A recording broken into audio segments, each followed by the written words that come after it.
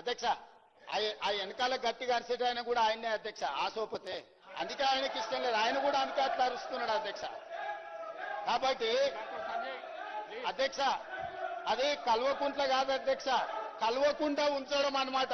ఎవ్వరు కల్వకుంట ఉండాలి, బీసీలు ఓసీలు కలవద్దు, ఎస్సీలు ఎస్టీలు కలవద్దు, మైనారిటీలు హిందువులు కలవద్దు. అది కలవకుంటా చూసే కుటుంబం అధ్యక్ష, అది కలవకుంట కుటుంబం కాదు. ఒక రాజు ఉంటాడు, ఆయన ఒకటే కన్ను ఉంటుంది పాపం, ఆయన మనసులో బాధ ఉంటుంది. ఒక కన్ను ఉన్నమాట వాస్తవం ఒకటి అగవైకల్యం ఉంది పాపం, ఏం చేయాలి, భగవంతుడు అంతే ఇచ్చాడు, ఆయనకు బాధ ఉంటుంది. కానీ అందరూ ఏం చెప్తారు, ఈ కవి కూడా ఏదో చిన్న బాధ ఉంటుంది. అరే నువ్వు రాజుగారి దగ్గర మంచి బహుమానం పొందానంటే జర పొగడాలరా భయ్, నేను ఒక కన్ను కాలిపోయింది కానీ అట్లా అయినా పొగడాలరా భయ్, ఎట్లనే చేసి నువ్వు పొగుడు, ఆయన సంతోషపెట్టి, నువ్వు సంతోషపెడితే నీకు మంచి లాభం జరుగుతుంది అని చెప్తారు అధ్యక్ష. అప్పుడు ఆయన మజబూరిగా పాపం ఏం చేయాలి, ఆయనకు అవసరం ఉంది కాబట్టి ఇష్టం మనసులో లేకపోయినా చెప్తాడు,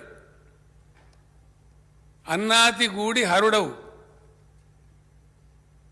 అన్నాతిని గూడనప్పుడు అసుర గురుండవు, అన్నా తిరుమల రాయ కన్నొక్కటే లేదు కానీ కౌరవపతివే. అంటే అన్నాతి అంటే వైఫ్ అధ్యక్ష, ధర్మపత్ని. మీ యొక్క భార్యతో ఉన్నప్పుడు నువ్వు తక్కువ మనిషి వారు మనకేం తక్కువ, ఒక కన్నా ఎందుకు రద్దు పడతావు, నువ్వు ఒకటి ఉన్నది కానీ నీ భార్యతో కూర్చున్నప్పుడు నువ్వు హరుడవు అంటే శివునికి 3 కళ్ళు అవుతున్నాయి, ఆమె 2 నీది ఒకటి కలిస్తే 3 కళ్ళు, కాబట్టి నువ్వు శివునికి సమానం. తక్కువ నువ్వెందుకు తక్కువ అవుతావు, నాకు కానే కావు, నువ్వు కన్ను లేదని అసలు ఫికరే చేయకు నువ్వు అన్నట్టుగా.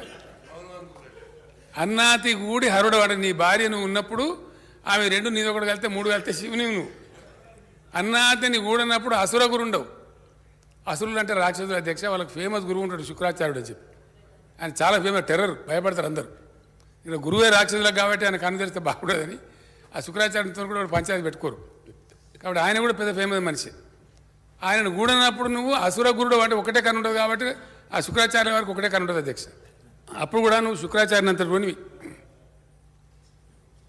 అది కూడా లేదనుకో ఇక ఏం చెప్తాడు, కన్నొక్కడి లేకపోతే అన్నా తిరుమల రాయ కన్నొక్కడి లేకపోతే ఉర్రొక్కడి దిగినా మంచిదే, కానీ అది కూడా లేకపోతే తక్కువనా, అది కూడా కౌరవపతి అంటే కౌరవపతి ధృతరాష్ట్రుడు అధ్యక్షుడు 2 గంటలు లేకపోతే ఈంత పోయినా కూడా బాధ లేదు. ఈ మోడీ గారికి చెప్పేవాళ్ళు కూడా కాసారి కొద్దిగా అంత మంచిగా చేయాలి, కొద్దిగా బాగు చేయాలని చెప్పకుండా బాగుంది బాగుంది బాగుంది యాందాక చెప్తారు, ఆఖరికైనా మాజీ ప్రధాని దగ్గర చెప్తారు. మనకేం తక్కువ సార్, తప్ప దిగిపోతే కూడా మాజీ ప్రధాని ఉంటావు నువ్వు, ఇక తక్కువ ఉంది మనకు అక్కడ దాకా. కాబట్టి ఇప్పటికైనా ఈ బిల్లును చర్చ లేకుండా మన సభ అంతా ఏకగ్రీవంగా ఆమోదించి చేస్తే కేంద్ర ప్రభుత్వం మీద ఒత్తిడి తీసుకురావడానికి ఉంటది. మేము ధర్నా చేసినప్పుడు రాలేదు, మాకెట్లాగూ మోడీ గారు ఈ విషయంలో అపాయింట్మెంట్ ఇవ్వలే, మిత్రులు పాయల శంకర్కి ఢిల్లీలో మంచి ఇన్ఫ్లుయెన్స్ ఉంది, మోడీ గారు అపాయింట్మెంట్ ఇప్పిస్తే మనందరం కలిసి వెళ్ళి రాష్ట్రపతి గారి దగ్గర పెండింగ్ ఉన్న విద్యా ఉద్యోగ అవకాశాలకు సంబంధించిన బిల్లు, అదేవిధంగా రాజకీయ స్థానిక సంస్థలలో రాజకీయ రిజర్వేషన్ల బిల్లు, ఇప్పుడు చంద్రశేఖరరావు గారు 50% నియంత్రించుకుంటూ ఏదైతే తెచ్చిండో వారు తెచ్చిన బిల్లు వల్ల పంచాయతీరాజ్లో ఎస్సీ ఎస్టీల రిజర్వేషన్లు తీస్తే ఆల్మోస్ట్ 27% పోతాయి అధ్యక్ష, ఇక 23% బీసీలకు వచ్చినాయి. అదేవిధంగా మున్సిపాలిటీస్లో కూడా ఆ రిజర్వేషన్లు తీసేస్తే దాదాపుగా 31% బీసీలకు వస్తున్నాయి అధ్యక్ష మున్సిపాలిటీస్లలో. కాబట్టి ఈ రోజు గుదిగ పండుగ మారిందే 2018లో టీఆర్ఎస్ పార్టీ తీసుకొచ్చిన 50% పరిమితి చేసిన రిజర్వేషన్ల చట్టమే ఈ రోజు గుదిబండగా మారింది స్థానిక సంస్థలల్లో. అదేవిధంగా మున్సిపాలిటీస్లో కూడా ఆ నిబంధననే మనకు అడ్డంకిగా మారింది. ఈ 3వ మున్సిపల్ ఇప్పుడు పెట్టిన సవరించిన బిల్లులు కూడా ఆమోదిస్తే ఆ 50% అడ్డంకి తొలగిపోతే భవిష్యత్ కార్యాచరణ మొత్తం పకడ్బందీగా చేస్తాం అధ్యక్ష. నేను మళ్ళొకసారి మిత్రుడికి నేను మాట ఇస్తున్నా సభానాయకుడిగా, చిత్తశుద్ధితోని దీన్ని అమలు చేసుకుందాం.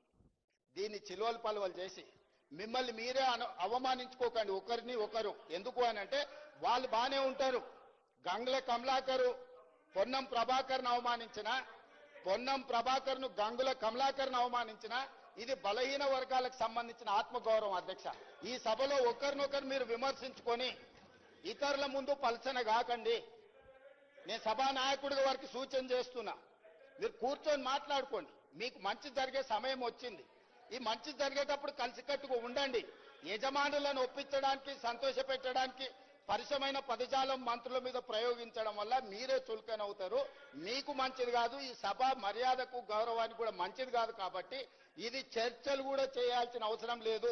వాళ్ళు చేసిన పాపాలను మేము ఇక్కడ కూర్చొని కడుగుతున్నాం. 50% నిబంధనలను తొలగించడానికి పెట్టిన బిల్లులు.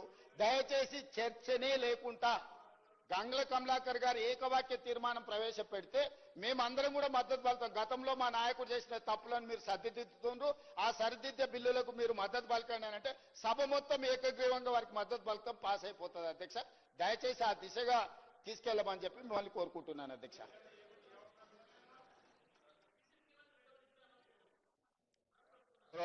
గౌరవ ముఖ్యమంత్రి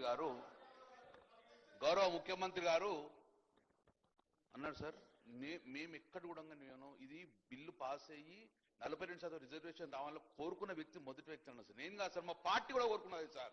నేను మాట్లాడింది నేను ఒక్కని కాదు సార్, గౌరవ ముఖ్యమంత్రి గారు ఉన్న పర్సన్ కాదు సార్. నేను మాట్లాడేది on behalf of the BRS party. మా బీఆర్ఎస్ పార్టీ కోరుకున్నది కాబట్టే ఇది కావాలని కోరుకున్నా సార్. సరే దాన్ని డీపోను సార్. గౌరవ ముఖ్యమంత్రి గారు నేను ఒక్కటిసారి నేను చెప్తాను, మీరు కూడా మాట్లాడింది కదా సార్. నేను 18 జీవో వరకు వచ్చిన సార్. 18 జీవో తర్వాత మనం ఎవరైనా కానీ ఇందిరా సహాని 1992 ఇందిరా సహాని జడ్జిమెంట్ సుప్రీంకోర్టు ఇచ్చిన డైరెక్షన్ ప్రకారమే ఏ కోర్టైనా పోతుంది సార్.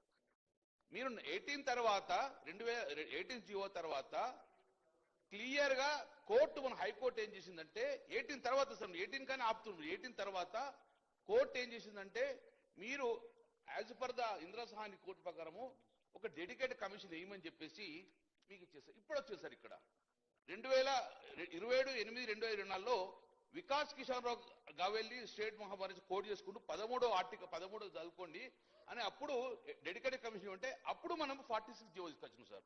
భూసాని వెంకటేశ్వర ద్వారా అప్పుడు భూసాని వెంకటేశ్వర కమిటీ ఏక డెడికేటెడ్ కమిషన్ జీవో నెంబర్ 46 ప్రకారం ఇచ్చింది సార్, 18లో కాదు సార్. నేను అదే దాన్ని రెక్టిఫై చేయమని చెప్పిన సార్. సార్ దయచేసి మీరు సూచన ఇవ్వమన్నారు. నా సూచన విమర్శగా భావించుకోకండి సార్. నా సూచన ఎప్పుడు విమర్శగా భావించుకోకండి. మీరు సూచన కన్సిడర్ చేస్తారా consider, that is your wish. కానీ నేను సూచన చేసిన ప్రకారం మాత్రము నేను స్టడీ చేసి సార్, ఒక బీసీ మంత్రి స్టడీ చేసిన, తమిళనాడు వేనా బీహార్ వేనా నా సూచన పరిగణలో తీసుకుంటే ఎలాంటి అడ్డంకులు లేకుండా తమిళనాడులో ఎట్లయితే రిజర్వేషన్ పాస్ అయినాయో అది కావాలని కోరుకుంటా సార్. బీహార్లో ఎట్లయితే ఫెయిల్ అయినాయో అది కావద్దని కోరుకుంటా సార్. నేను చెప్పింది అదే కదా సార్. సార్ ఇక్కడ జరిగింది అదే సార్. భూసాని వెంకటేశ్వర కమిటీని 46 జీవోతో వేశారు సార్. అక్కడ కూడా మీకు క్లియర్ గా కోర్టు కూడా ఏం చెప్పిందంటే 13 పారా చదవమన్నారు సార్. దయచేసి గౌరవ ముఖ్యమంత్రి మీరు 13 పారా క్లియర్ ఏం చెప్పిందంటే డెడికేటెడ్ కమిషన్ వేయండి, అది కూడా ఆర్టికల్ 340 ప్రకారము, లేకపోతే commission of enquiry act 1952 sir. Please దయచేసి